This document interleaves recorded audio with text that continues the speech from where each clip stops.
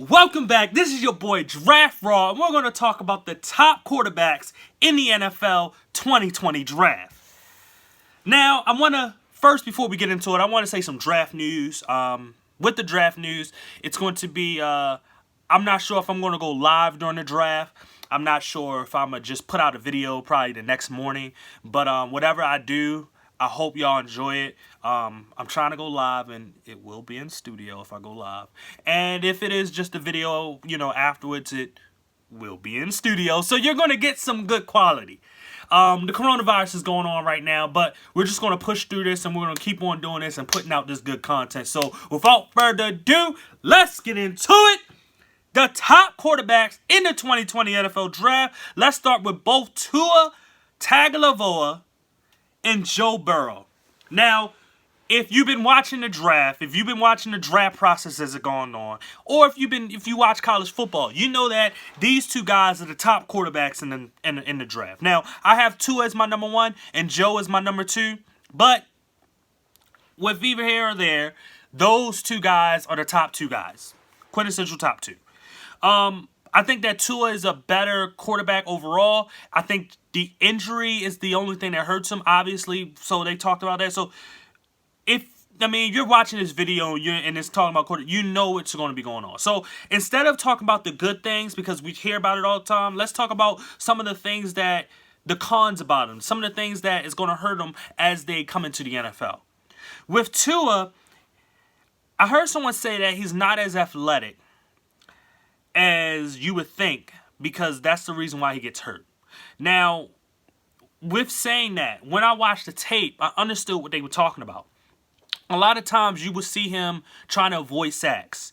You will see him either spinning out or just running or whatever, trying to avoid getting the sack.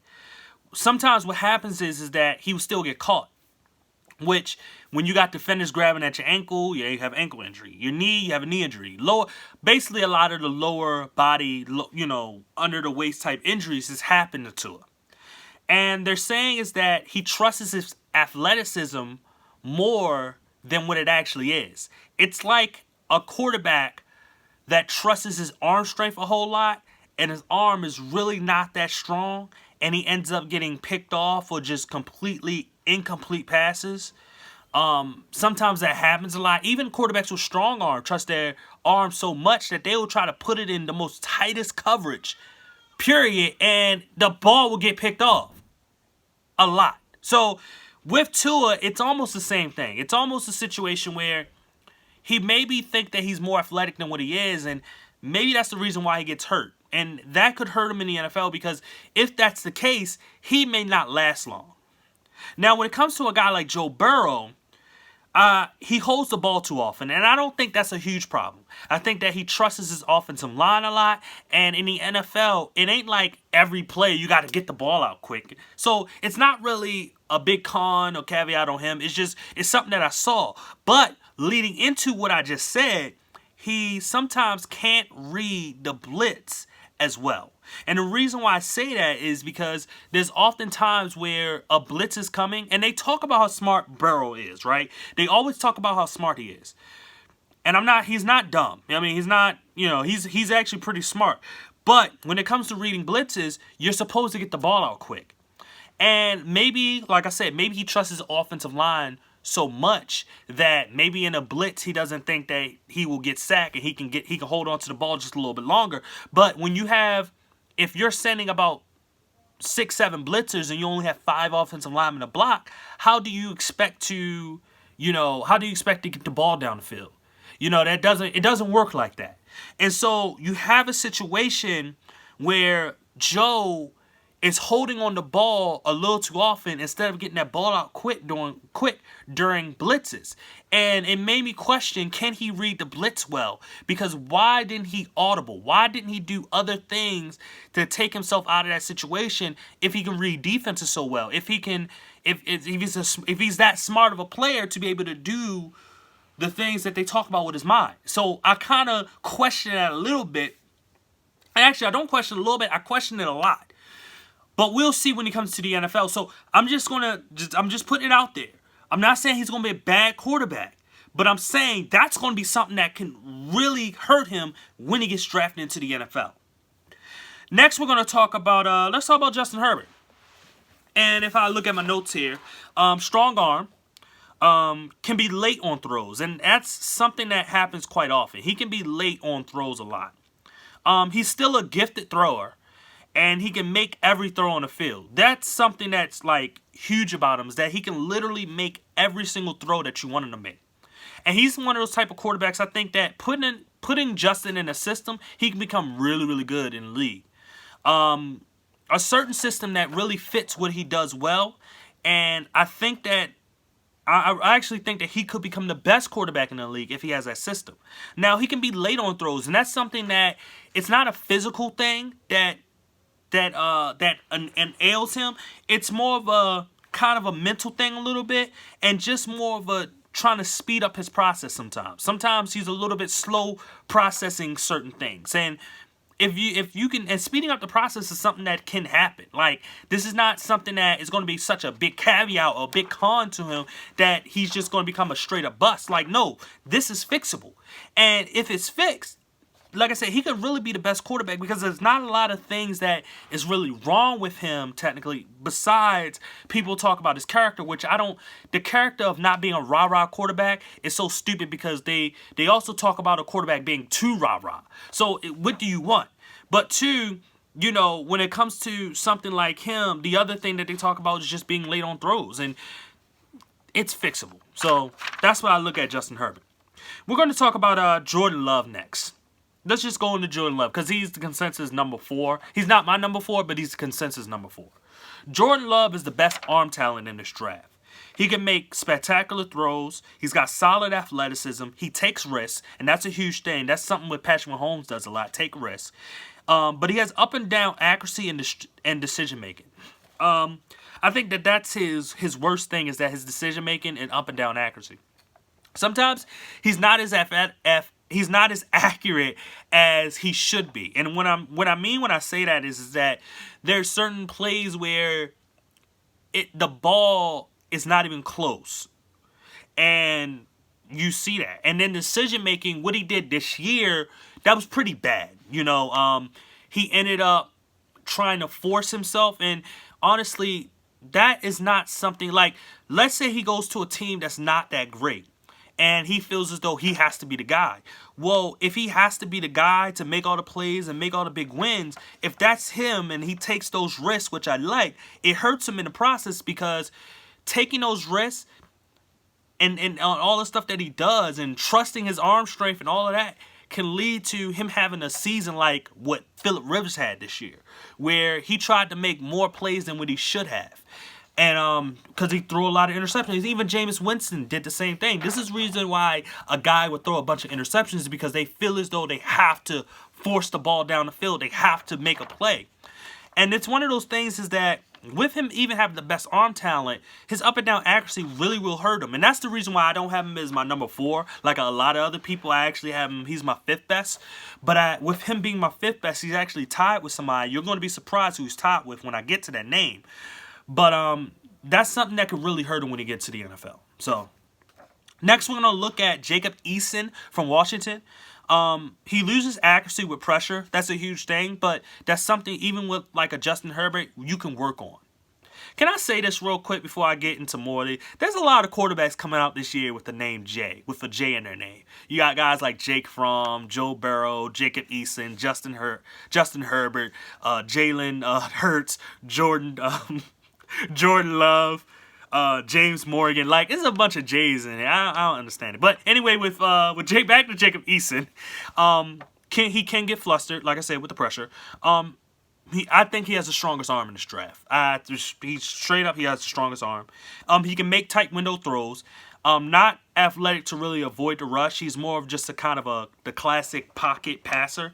And sometimes he stares down receivers. There's a lot of negatives about him, but I do have him as my 4th best because I feel as though all of this stuff is very fixable, because he has natural traits that could make him pretty good. I think that him losing accuracy with pressure and stuff like that, it's a mindset that you have to get into. You have to you have to get into that mindset of like, I gotta throw this ball and I gotta take that hit. And if I take this hit, but if I make a play, I do well for my team. He can make the tight window throw strong arm. He's not athletic to avoid the rush, but not all quarterbacks have to be that daggone athletic. If you have a good offensive line, you can stay in that pocket and deliver big-time throws. And sometimes he stares under. That's just a situation where, the quarterback coaches will get him better at looking through and progressing through his reads besides just sitting there and staring at the receiver that he's going to throw it to and then throwing it. That's something that can be fixable as well. So all of this stuff, even though it can be cons, there's some fixable things with it. And that's why, but I do like Jacob Eason and what he can bring to an NFL squad. Next, we're going to talk about Tyler Huntley from, I forget this boy, Utah. Tyler Humphrey is very, very athletic. He has pop in his throws. When I say pop, it's not like he has the strongest arm, but it's this like natural, like, it comes out smooth, it comes out quick, and it comes out big. When I mean big, it comes out with power to it. Very, very underrated type of guy. Solid in everything, but not special. In terms of his arm strength is solid, but not special. His accuracy is solid, but not special.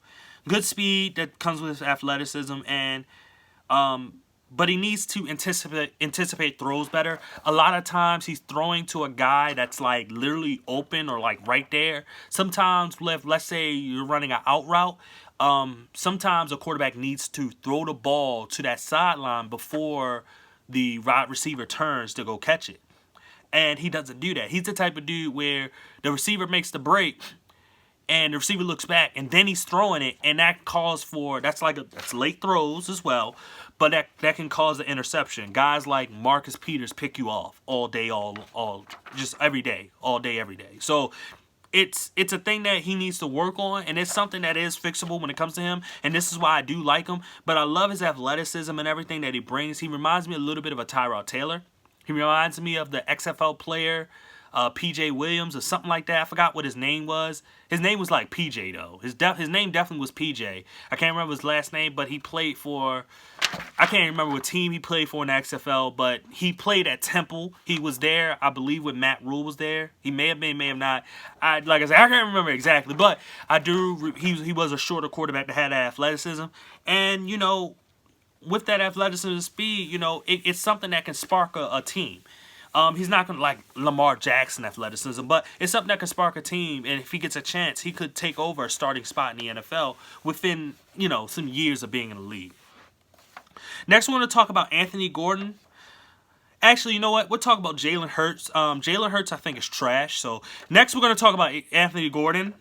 He's an arm thrower, and when I say an arm thrower, there's times where instead of stepping into his throws, he kind of just throws with his arm instead of putting that torque and really stepping into that throw and using his core and body to make those throws. Something that Lamar Jackson did a lot coming out of college, and something that Josh Allen did a lot coming out of college as well. So it can be fixed. That he has bad feet, but it's crazy with his bad feet. He can be accurate with different arm angles, which is kind of weird how accurate he can be. But being an arm thrower takes away some accuracy, so it's kind of weird how he is. It's like he's playing a little backyard football. He's kind of doing this and doing that and moving his body around to make throws, which is good because it shows that he really wants to win and he really wants to try to make the throw and make an accurate pass. But in the NFL, that may not work out too good for him. Looks afraid of pressure. Like I said, he does this, and that. And sometimes he's like backing up and trying to throw it and stuff like that. And it doesn't look right. And it looks like it's not gonna turn out well. But somehow it ends up turning out well. But he can make touch throws. And the biggest thing though, like I said, looks afraid of pressure. He doesn't step up in the pocket, and that's a huge con to me. That's something it's fixable stuff. All of these quarterbacks are pretty fixable. It's about when it comes to these quarterbacks, it's about natural arm strength and accuracy and decision making. Those are the three biggest things for these quarterbacks. So the rest of this is fixable, and decision making is fixable, but it's one of those things where you just have to get used to it. And all these guys have to get used to being the better decision makers, besides probably Tua and Burrow. Next, we're going to look at Nate Stanley backup. Next, we're going to look at Cole McDonald from Hawaii. He's trusting his arm strength can really hurt him. I think that a lot of times he thinks that he has a stronger arm than what he has. This is what I was talking about even with the athletic thing from Tua. He doesn't step up in the pocket. Another guy that doesn't step up in the pocket. He has good between the hash mark type accuracy.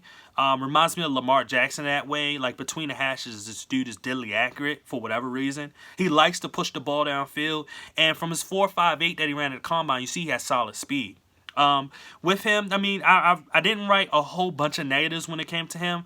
There wasn't a bunch of negatives, but the biggest thing is he trusts his arm strength too much, and that's going to hurt him a lot in the NFL. I think one of the biggest things is that he's not as accurate on the sideline throws. That was a problem that Lamar has, and Lamar kind of actually still does have. But when it comes to him, you know, between those hashes, he's going to make those throws. And in the right offense, he can actually be a really good quarterback in the NFL. So, especially when you see an offense like what Lamar does, and he can't do the exact offense, but the way how that offense runs with the middle of the field being the big thing, like to the tight ends and the running backs and even Lamar, that could be something that in the passing game, this guy could really thrive in.